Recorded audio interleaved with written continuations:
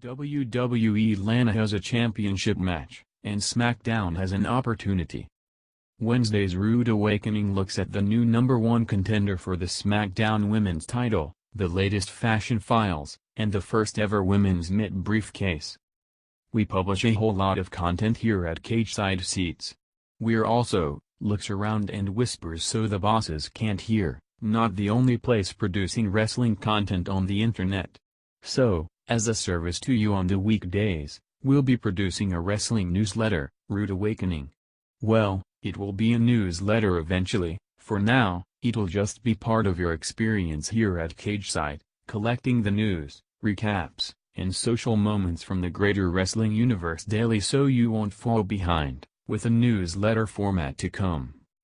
Lana debuted on SmackDown this week, and immediately requested she be either put in the women's Money in the Bank ladder match, or given a championship opportunity against SmackDown's women's champ, Naomi.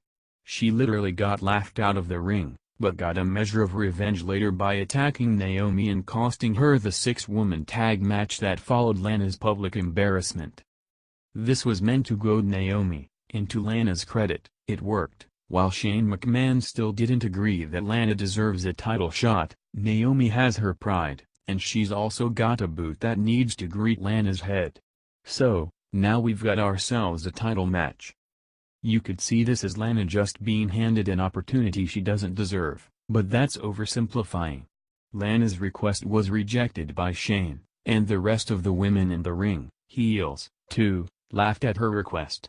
No one disputes that she's done absolutely nothing to earn this chance, but she played the heels game and forced Naomi's hand. Now, Naomi could let it slide, but that's not going to get Lana to stop sneaking up behind her and making life miserable for her. Nah, Naomi knows the score here. Giving Lana a chance and making her regret ever asking for it is the only thing that'll work. So, maybe Naomi crushes Lana at Money in the Bank, and Lana has to figure out a new, more cunning plan to get another opportunity at the title and recognition she craves. Naomi gets to move on to her next opponent, while also keeping an eye out for whoever wins the Money in the Bank briefcase.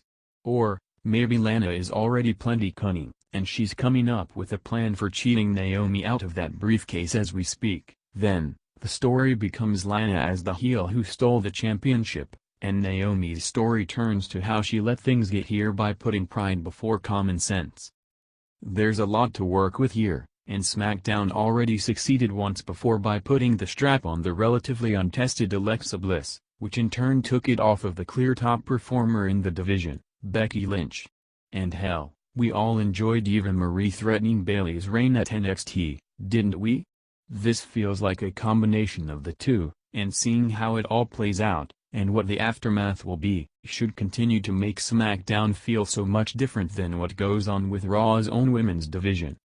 New Day, Styles vs Ziggler, and Mojo Rawley, yes, Mojo Rawley, were all highlights of this week's SmackDown for Andrew Swift.